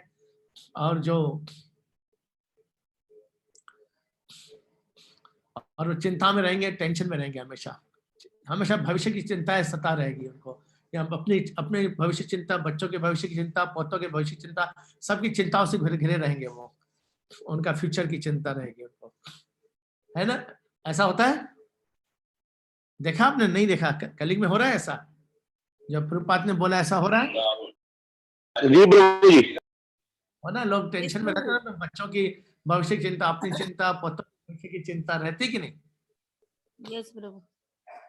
तो क्यों रहती है? क्योंकि 16 माला अच्छे ढंग से सिले सी जपा नहीं करते सवेरे उठ के, इसके लिए, इसलिए उनको अपने बच्चों के भविष्य की चिंता रहती है। क्योंकि वो जो भी 16 माला जाप नहीं करे वो अपने आप को भगवान समझेगा, अपने आप को बच्चों का, अपने पोतों का भाग्य बताता समझेगा, वो सोचेगा मैं अपने बच्चे का, अपने पोते का भाग्य मैं बनाऊंगा। सही है कि नहीं? क्लियर है पॉइंट? तो यहाँ पे प्रभुपाद ने बोला है ऐसा कि जो 16 माला जाप करे उससे भगवान का प्रसाद खाते हैं, वो कम से कम इंसान बने, कम से कम इंसान बन गए वो कम से कम। अभी उसके बाद फिर भक्त बनना चालू करेंगे। सही है कि नहीं? क्लियर है पॉइंट सबको? कुछ डाउट है इसमें? तो क्या हुआ कि अभी ये जब वहां पे पहुंच जाती तो ये पहुंचते सही तो वहां पे उसके जो एक स्तंभ था, क्या नाम है इसका, बाणासुर के राज्य में एक स्तंभ था, विजय स्तंभ था। और वो जिस दिन में विजय स्तंभ को जो भी अगर आक्रमण करेगा और विजय स्तंभ को अगर किसी ने ध्वस्त कर दिया तो समझ लो आपकी हार निश्चित है, उस दिन आप हारोगे जरूर। तो बोलते हैं कि भगवान कृष्ण ने जैसे ही वहां से आते भगवान कृष्ण ने पहले तीर चला के पहले उसके विजय स्तंभ को ही उसने ध्वस्त कर दिया। तो जैसे विजय स्तंभ को ध्वस्त किया, जब उसको खबर पहुंची रात में सब दौड़ते हुए जाते हैं सब सैनिक कि आपके विजय स्तंभ को किसी ने उड़ा दिया है, तो उसकी नींद उड़ जाती है, एकदम उठ जाता है। कौन है ऐसा इस संसार में जो मेरे विजय स्तंभ को जिसने उड़ा दिया, मतलब वो मेरे को हरा देगा, ऐसा कौन है जो मुझे हराएगा? तो ये है ना, सिर्फ भगवान शिव हो सकते हैं और कोई नहीं हो सकता है। लेकिन भगवान शिव क्यों करेंगे ऐसा? तो भगवान शिव के ने है ना उसको अपना बेटा माना था, बाणासुर को, है ना। तो इससे उसको उसने वरदान दिया कि अगर कोई तुम्हारे ऊपर आक्रमण करेगा तो मैं तुम्हारी सहायता करूंगा। लेकिन भगवान शिव क्यों मेरे ऊपर आक्रमण करेंगे? तो कौन है जो मेरे ऊपर आक्रमण? फिर वो समझ जाते हैं, हो सकता है ये द्वारिका का जो कृष्ण वही हो, क्योंकि अनिरुद्ध को बचाने आया शायद अपने पोते को, तो समझ जाता है। और उसकी पत्नी और उसकी जो माँ बोलती है, बेटा अभी तुम्हारा अंतिम समय आया है, आप संभल जाओ, कृष्ण से आप युद्ध मत करो, अनिरुद्ध और उषा की शादी करवा दो और इनको वापस दे दो आप, नहीं तो आप है ना आपका अंत निश्चित है आपका। तो बोलता है नहीं, मैं ऐसा कभी नहीं करूंगा, मैं युद्ध में यहाँ लड़ते लड़ते मर जाऊंगा मैं, लेकिन मैं अपने जीते जी अपनी पुत्री की शादी मैं कृष्ण के पुत्र के साथ नहीं करूंगा मैं किसी भी हालत में। बोलते नहीं, अभी भी समय है आपके पास, अभी भी आप सरेंडर कर दो कृष्ण को और उषा की शादी और इसकी दोनों की अनिरुद्ध के प्यार से करवा दो और रिश्ता अपना बहुत अच्छा है। कृष्ण खुद भगवान है स्वयं, और उसके साथ में आपको क्या शत्रुता करना, वो तो भगवान है खुद, उससे क्यों शत्रु भाव ले रहे हैं आप? तो वो मानता नहीं, बोलता नहीं, मैं किसी भी हालत में मैं शादी छेड़ कैसे आ गया।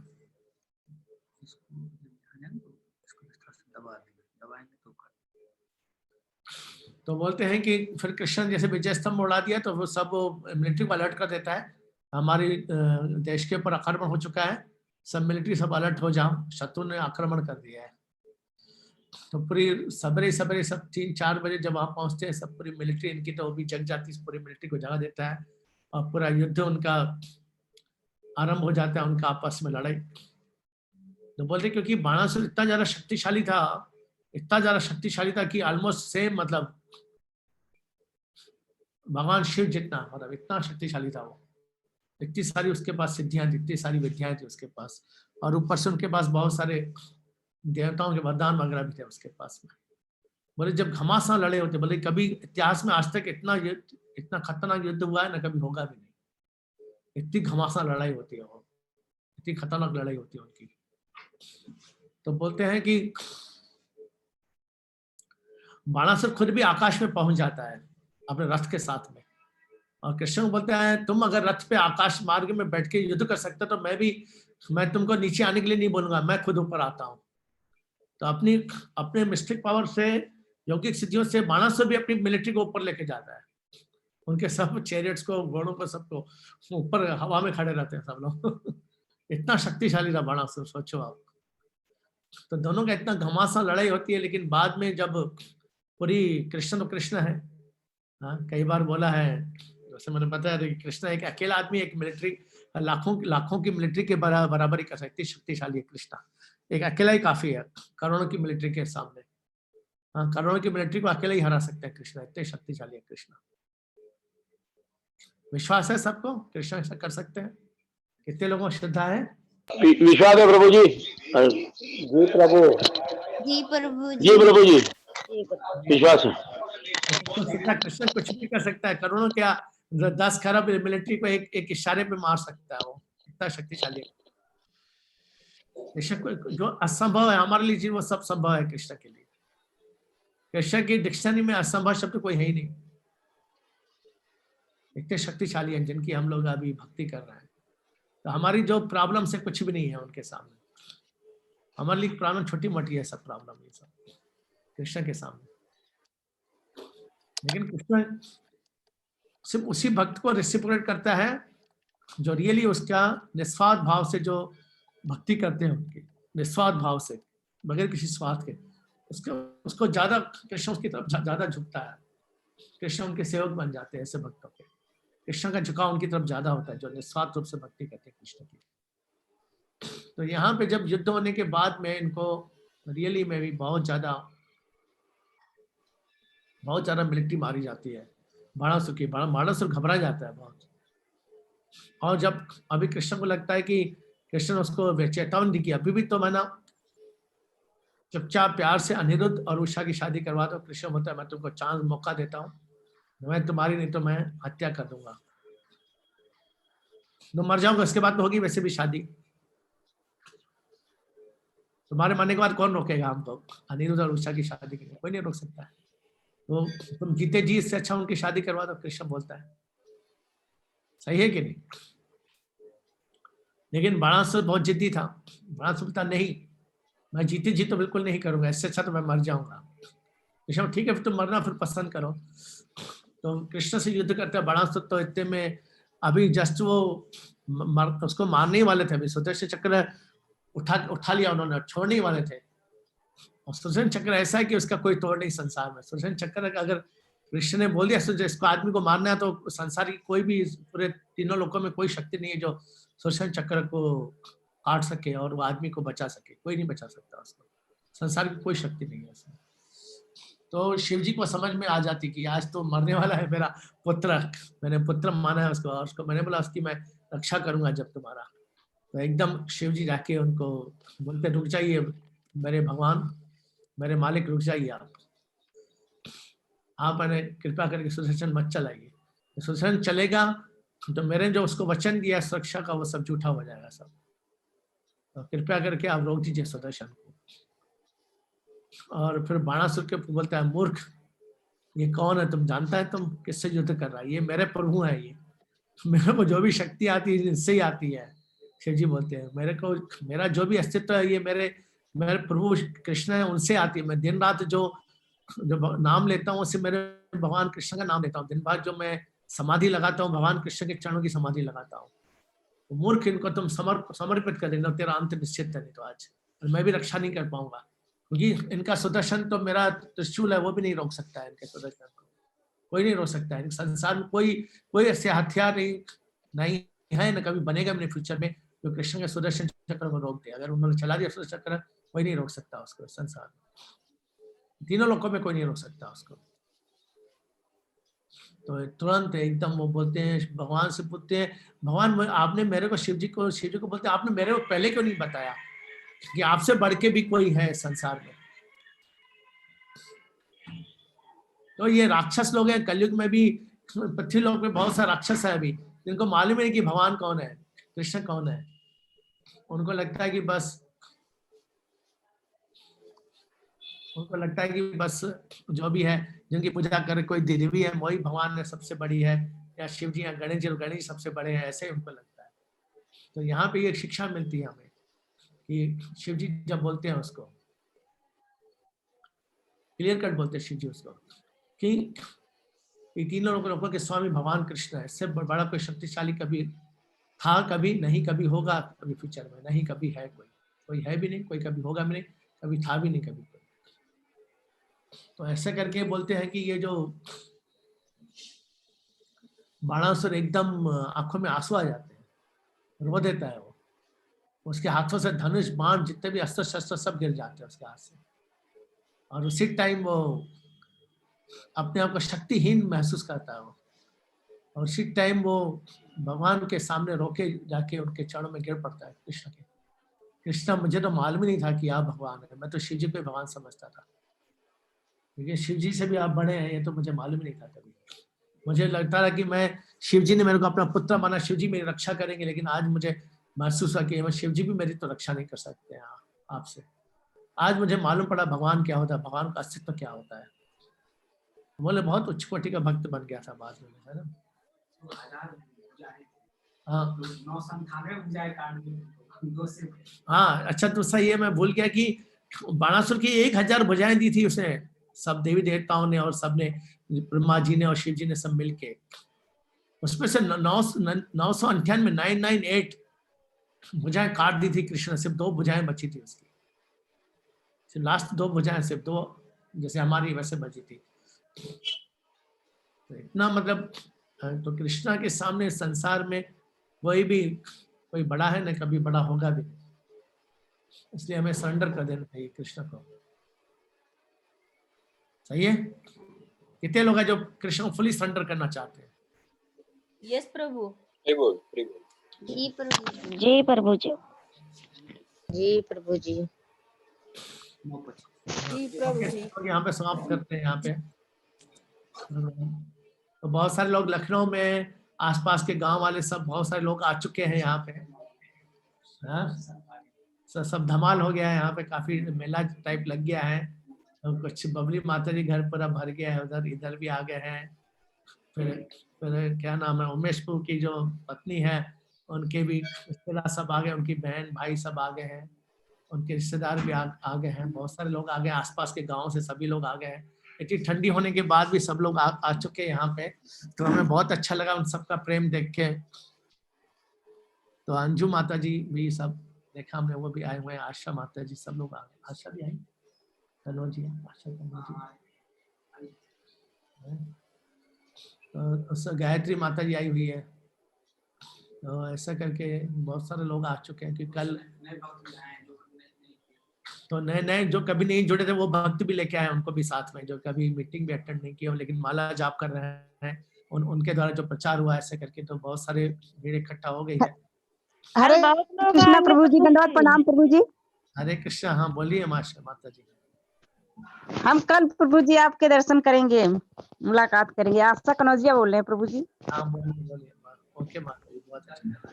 तो कल यहाँ पे ठंडी भी बहुत पड़ रही है, करीबन आज काफी टेम्परेचर गिर गया, लेकिन फिर भी सब लोगों की इच्छा थी, सब लोगों को, हमें भी थोड़ा लगा ऐसे ठंडी में आएंगे कैसे लोग, लेकिन बहुत जोश के साथ आ गए सब लोग। आज सवेरे भी बहुत लोग आए, मंगल आरती में काफी अच्छा रिस्पांस मिला, काफी लोगों को मतलब सेवा में लगे हैं ठंडी होने के बाद भी।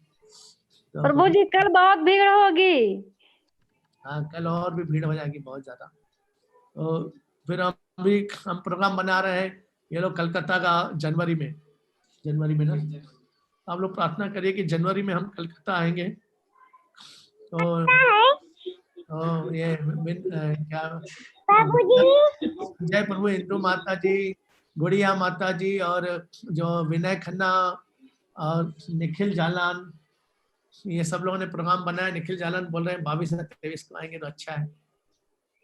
तो इसके हिसाब से हम कलकत्ता है हमारा अगला। उसके बाद हम देखेंगे अगर उस टाइम तो ठंडी भी कम हो जाएगी, शायद दिल्ली में भी, तो फरीदाबाद में शायद हो सकता है, कलकत्ता से फिर फरीदाबाद आएंगे शायद 23 या 22 जनवरी को प्लान कर रहे हैं ना।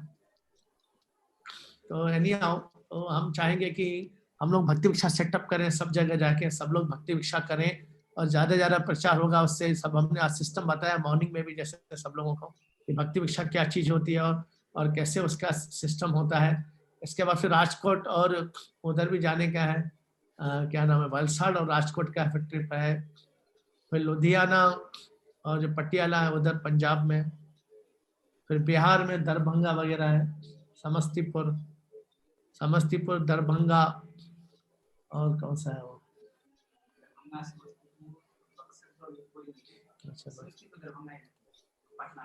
हाँ यहाँ पटना जो भी है। तो ऐसे हमारी प्लानिंग है कि जगह जगह, फिर बाद में पूना का है प्लान बाद में। प्रभु जी प्रणाम। निखिल बोलिए। 23 से 26 कलकत्ता ही रहना है प्रभु जी, छुट्टी है, मायापुर भी चलेंगे साथ में। तो कृपया करके, तो हम लोग बहुत अच्छी बात है, सबके हम महापुरुष हरी बोल, हरी कृष्ण बोल जाते ही बहुत अच्छा है विचार कि हम कलकत्ता और मायापुर जाएंगे, ज्यादा दूर नहीं है कलकत्ता से मायापुर, तो उस टाइम में अच्छा रहेगा। उस टाइम में हाँ, बंगाल में प्रभु जी 23 को भी छुट्टी है, 26 को भी छुट्टी है, दो छुट्टियां हैं हम लोग। 23, 24, 25 गवर्नमेंट हॉलीडे छुट्टी है। 23 को शनिवार है, 24 को रविवार है, पूरा छुट्टी है 4 दिन। 25 को सोमवार है और 26 छुट्टी है। उसके हिसाब से प्लान करेंगे जो भी है। देखो आप कैसा क्या है, टिकट बुकिंग वगैरह कैसा क्या करने का उसके हिसाब से कर लेंगे। ओके, तो उदयपुर से कोऑर्डिनेट करिए, उदयपुर भी आएंगे ना, उदयपुर भी आएंगे साथ में, तो उसके हिसाब से बुकिंग वगैरह करना है कर दीजिए। तो हम लोग बहुत जोर शोर से कीर्तन वगैरह भी करने वाले हैं, तो बड़े प्रोग्राम होंगे, सबको बताएंगे कैसा क्या है। भक्ति विकास आज बताया, सबको अच्छा लगा, उनको लगा कि हाँ सही में रियल भक्ति यही है, भक्ति विकास सिस्टम। उसमें कुछ अहंकार नहीं आएगा कभी भी, कभी हम अपने आप को नहीं समझे कि हम बड़ा भक्त हो गए अभी हम।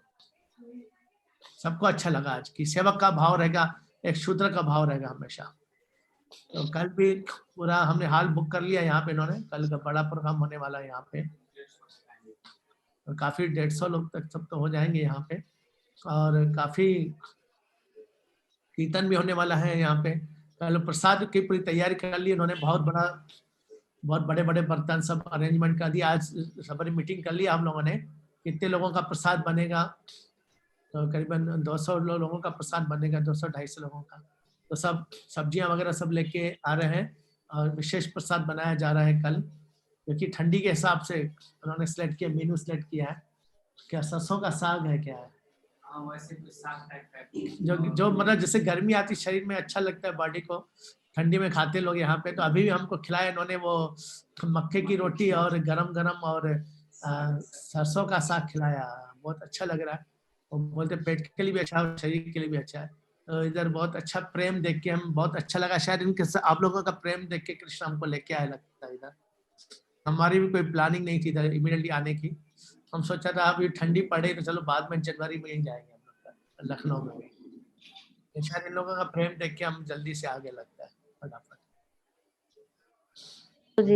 जी प्रभु जी। बहुत अच्छा लगा कि इन लोगों ने बहुत अच्छा मतलब रिस्पांस दिया हमको, बहुत अच्छा, इनको भक्ति में इंटरेस्ट है, ये बहुत अच्छा लगा हमें। और ये लोगों को मतलब इतना आनंद आ रहा है कि बोलते हैं कि हमें तो लगा ही नहीं कि सवेरे में बहुत, मैं खुद लगा अरे इतना टाइम हो गया, बोले नहीं हमको कुछ लगा ही नहीं।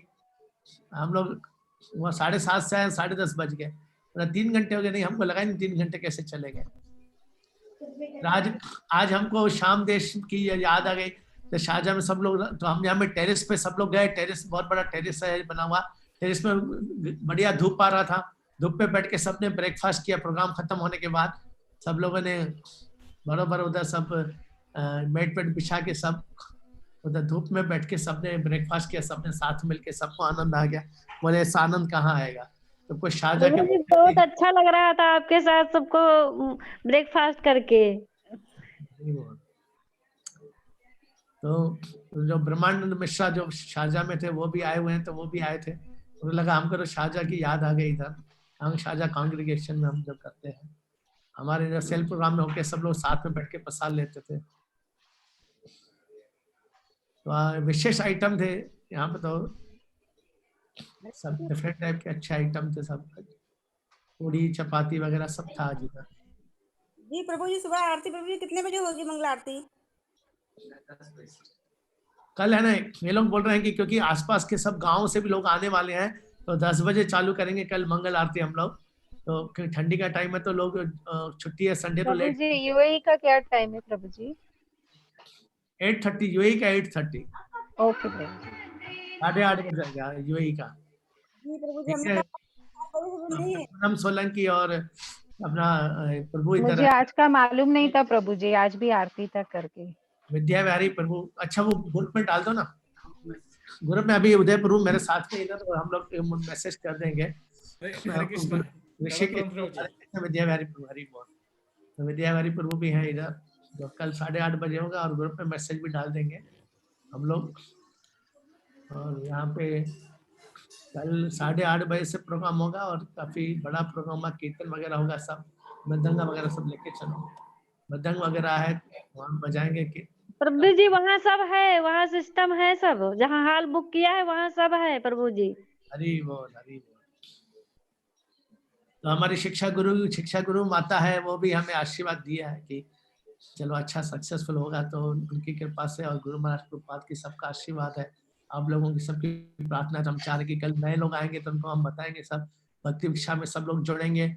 तो हमारा अगर 10 भक्ति भिक्षा चालू करते हैं तो हमारा 150 लोग हो जाता है।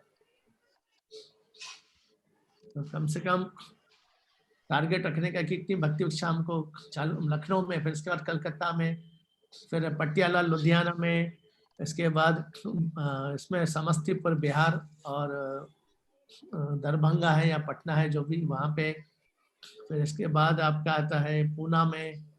ये सब जगह भक्ति भिक्षा सिस्टम हमको सेटअप करना है। फिर भोपाल, अगर मैं भोपाल में अगर ये लोग बुलाएंगे उधर भी जाएंगे हम लोग, भोपाल में, जबलपुर में। इसके बाद आपका ये फरीदाबाद में करना है, भक्ति भिक्षा सिस्टम पूरा लगाना है, ठीक है कि नहीं। इसके बाद और कहाँ पे है, अरे बोल, हाँ राजकोट, वलसाड़, हर्षा माता जी, और क्या नाम है, अरुणा माता जी, हर्षा माता जी, और क्या भी होगा भक्ति भिक्षा चालू करना है वहाँ पे राजकोट में। हरे कृष्ण प्रभु। हरे कृष्ण, राजकोट में भी जाना है। आइए प्रभु आइए।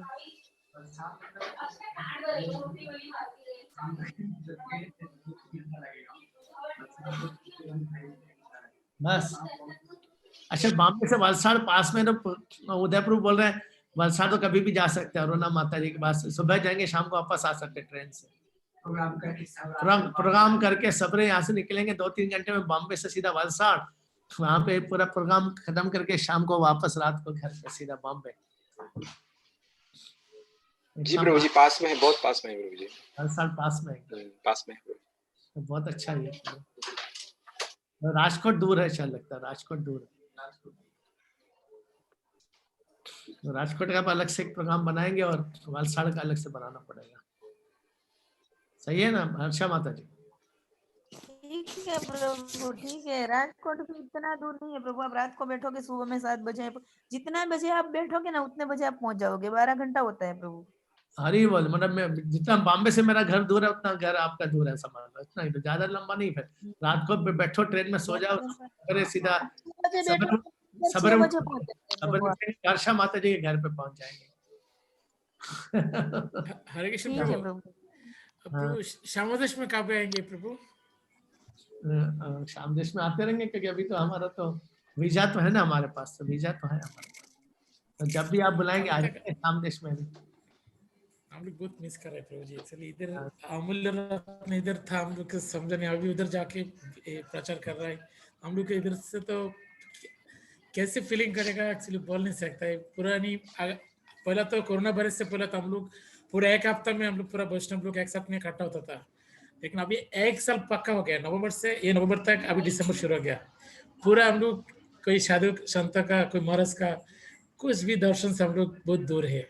इसीलिए पूरा आप कभी समादेश में आएंगे, लौटेंगे प्रभु। हाँ, तो जब आप बुलाएंगे आ जाएंगे हम लोग, इसमें क्या। जब छुट्टियां होंगी शामदेश में, कब छुट्टियां आए तब आ जाएंगे। छुट्टियां कब आ रही? नेशनल डे का छुट्टी था प्रभु जी, अभी वो ईद में छुट्टी आएगा प्रभु। नहीं, उसके पहले भी कुछ आता है ना, नहीं आता है? न्यू ईयर के लिए एक दिन छुट्टी रहेगा प्रभु। अच्छा, न्यू ईयर देखेंगे, हम आएंगे, जरूर आएंगे। बहुत मिस कर रहे हैं प्रभु जी। आप रहने के लिए ये कभी कुछ भी तकलीफ नहीं है, हम फुल रेस्पॉन्सिबिलिटी लेंगे, बस जरूर आना का प्रभु जी, प्लीज। अरे आएंगे जरूर आएंगे वापस। शामदेश में तो हमारा तो बोलते नहीं, वहीं पे इतने साल रहे हम लोग, तो हम जरूर आएंगे शामदेश में, तो आप चिंता मत करो।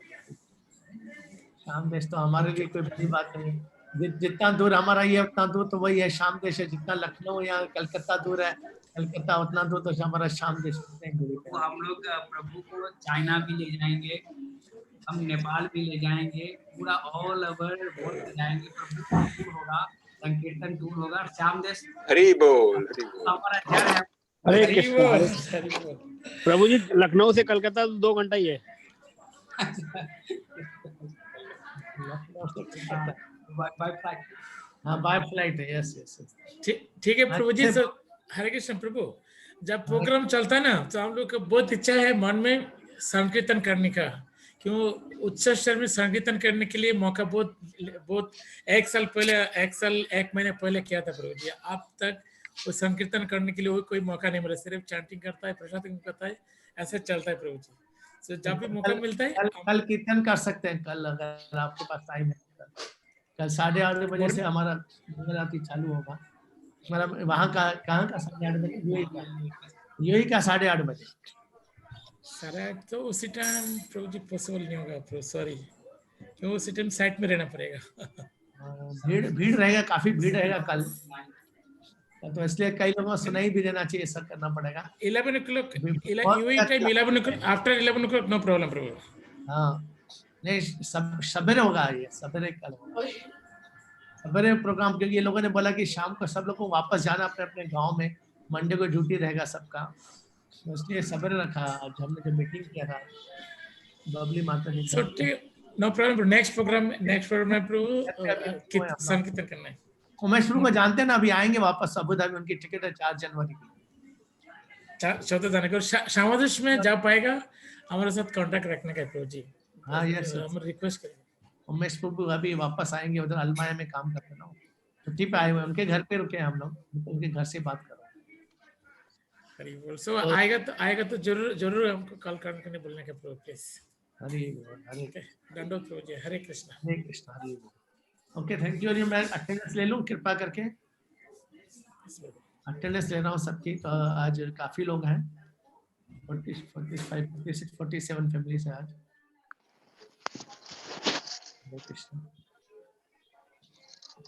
एक मिनट में अभी उसमें लेके आपका देखिए, अखिलेश कुमार के ट्रेवलिंग करते हैं क्या शाम के टाइम? इतनी लंबी ट्रेवलिंग है।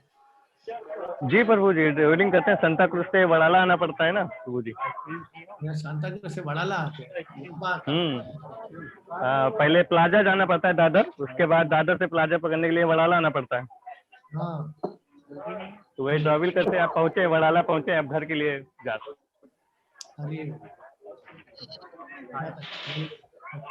हरे हाँ, हरे कृष्ण। और सारी गौरंगा दास और सारी विद्या बिहारी प्रभु, मैं प्रेम प्रदायिनी माता जी, दंडोत प्रभु। हरे कृष्णा। हो गया क्या बोला? अवतारी गौरंगा अपना अक्षता। हरे कृष्ण दंडोत प्रणाम प्रभु जी। हरे कृष्णा। हरे कृष्णा। और ओजस, उसके बाद उज्ज्वला माता जी है क्या? उज्ज्वला माता जी दिखा था मुझे। हरे कृष्ण प्रभु। हाँ प्रभु। उज्ज्वला, वेणुवर्धन प्रभु, चिन्ना कन्ना, हरि बोल, पूनम सोलंकी, शक्तिदास और हरे कृष्ण प्रभु जी। दंडवत प्रणाम प्रभु जी। हर्षा माता जी, जीत एंड जिनल, हरि बोल। हरे कृष्ण प्रभु जी। प्रणाम। हरे कृष्ण। लाल, रीना, राम सेवक, कुमकुम, सुमित। हरे कृष्णा प्रभु जी। दंडवत प्रणाम प्रभु जी। हरे कृष्णा।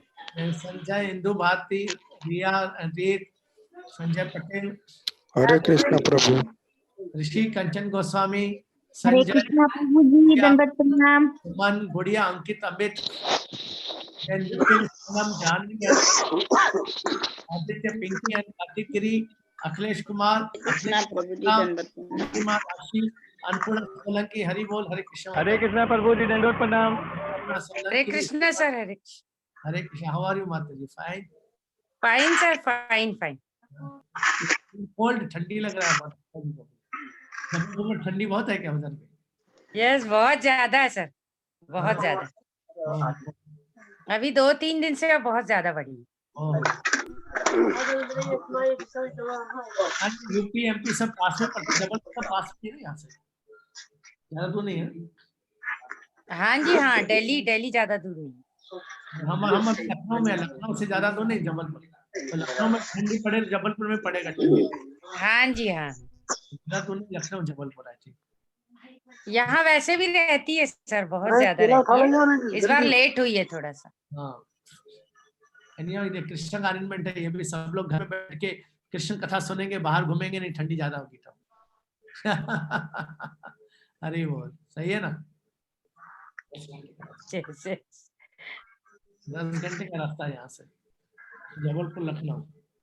इसके बाद अखिलेश कुमार हो गया, अन्नपूर्णा सोलंकी, अर्चना पवन, अनिरुद्ध, आशा कन्नौजी, हरि बोल, अश्वानी प्रभु रीता, जी दंडवत प्रणाम प्रभु जी। कंदन, सुशील गिरी, लक्ष्मी देवी, गुड़िया, सत्येंद्र, सानिया, शुभम वर्ती, देन अश्वानी रीता, स्वस्ति गिरी, हरे कृष्णा प्रभु जी दंडवत प्रणाम। गुड़िया, सुशील, लक्ष्मी देवी, ऊपर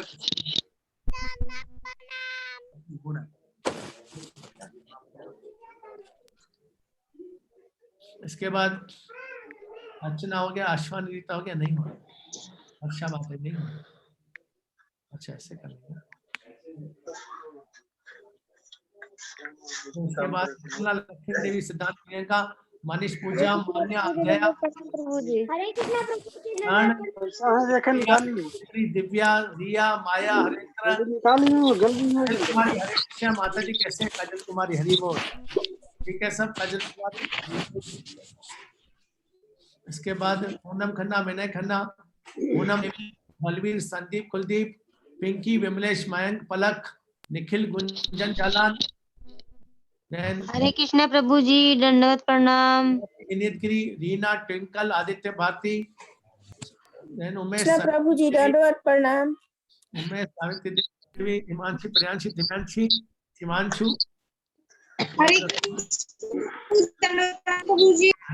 राम नरेश प्रभु, बबली, प्रीति, शांति, एंड हरीशन, सतीश, हरि बोल। के बाद शक्तिदास, पूनम सोलंकी, संतोष खटवा से, तारा खटवा से, हरि बोल, सरोज जालान, हरे कृष्णा, सरोज रामपाल, राहुल, हरे कृष्णा प्रभु जी दंडवत प्रणाम। मानसी, नितांशी, प्राची, हरे कृष्णा प्रभु जी दंडवत प्रणाम। मिलादन, राधे। के बाद उज्ज्वला हो गया, धर्म हो गया, और कोई बच्चा सबका नाम हो गया कि नहीं? किसी का हरे कृष्णा प्रभु जी, मेरा नाम नहीं बोले हैं। बोला ना मैंने अपना, बढ़िया। हरे कृष्णा प्रभु जी, मेरा नाम नहीं आया। मेघनाथ, अमरावती, हरे कृष्ण प्रभु दंडवत। हरे कृष्णा प्रभु जी दंडवत प्रणाम। दिया, और किसका नाम रहेगा? निखिल, कुंजन हो गया, पिंकी हो गया, हरे कृष्णा प्रभु जी दंडवत प्रणाम। मेरा भी नाम नहीं आया। क्या नाम है? श्वेता, राजू। स्वामी जी प्रभु जी। प्रभु मेरा नाम नहीं आया है। एक मिनट, स्क्रीन में क्यों, मेरा लैपटॉप नहीं है, उदय प्रभु के लैपटॉप से कर रहा हूँ, मेरा मोबाइल मिला खाना बना था प्रभु जी। मेरा है, हाँ पे चार्ज किया, हो रहा है? हाँ हो रहा है, नहीं हो रहा है, 80% हो गया। ये किसका चार्ज हो रहा है? पहले से लगा था, पहले वाला। अच्छा, किसका नहीं आ रहा है बताइए अभी? संजय, कनौजिया, सुमन, गुड़िया तो हो गया ना। अरुण, संजू, ईशा, सोमू, आर्यन, अतिल, और पूनम देवी, बल्कि हो गया, फिर रीना, ट्विंकल हो गया, राजू, श्वेता, स्वर गोस्वामी, हरि बोल, अश्वानी। हरे कृष्णा प्रभु जी दंडवत प्रणाम। और किसका रह गया? और किसका रह गया? मेरा नहीं आया प्रभु जी। सुमन माता जी। सुमन का लिया? सुमन सुंदरलाल लिया कि नहीं? प्रभु जी मेरा नाम नहीं आया। विपिन, सोनम, कनक, जानवी। हाँ वो मैंने लिया, पहले एक मिनट,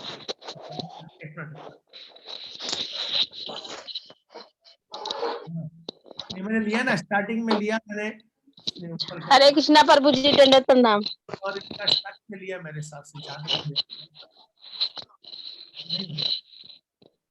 हाँ इधर से लिया था मैंने। हाँ ये लिया ना मैंने स्टार्टिंग में। आशा कन्नौजिया के बाद विपिन, सोनम, जानवी, कनक लिया मैंने। हरे कृष्णा प्रभु दंडवत प्रणाम। मनीष, पूजा, मान्या, दया, कन्नौजिया। हरे कृष्णा प्रभु जी दंडवत प्रणाम। आदित्य, पिंकी, कार्तिक गिरी, रीना, राम से, कुमकुम, सुमित। हरे कृष्णा प्रभु जी दंडवत प्रणाम। सुमन, गुड़िया, अंकित, अमित, और किसका रहे? हो गया सबका? गुड़िया, सत्येंद्र, सानिया, शुभम ले लिया। और किसका संजय पटेल हरे के लिए कृष्णा प्रभु जी दंडवत प्रणाम। हरे कृष्णा प्रभु जी दंडवत प्रणाम। संजय इंदु रिया सबका लेंगे। ओके, तो हम लोग बंद करते हैं meeting. Hare Krishna, thank you very much. Hare Krishna प्रभु जी दंडवत प्रणाम। हरे कृष्णा। गुरु जी और माता जी के लिए 4 बार हरे कृष्णा बोलेंगे इनके। हरे कृष्णा हरे कृष्णा कृष्णा हरे कृष्णा कृष्णा हरे कृष्ण हरे कृष्ण हरे हरे राम हरे राम हरे राम राम राम राम राम हरे हरे कृष्णा हरे हरे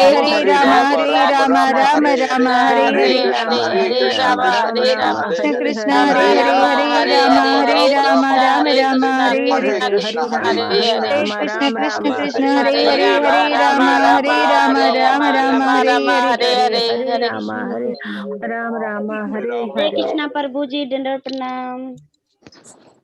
हरे कृष्णा प्रभु जी दंडवत प्रणाम।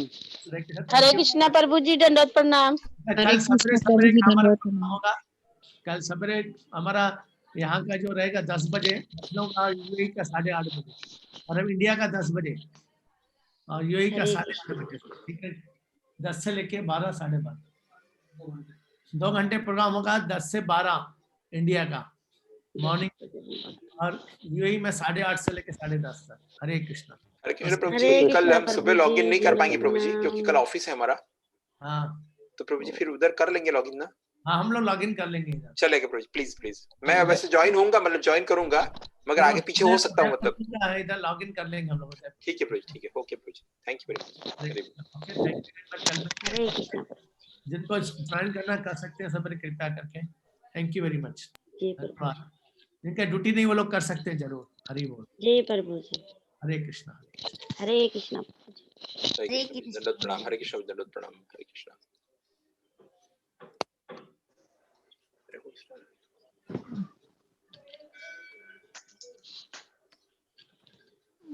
हरे कृष्ण। तो मीटिंग बंद कर रहे हैं। हरे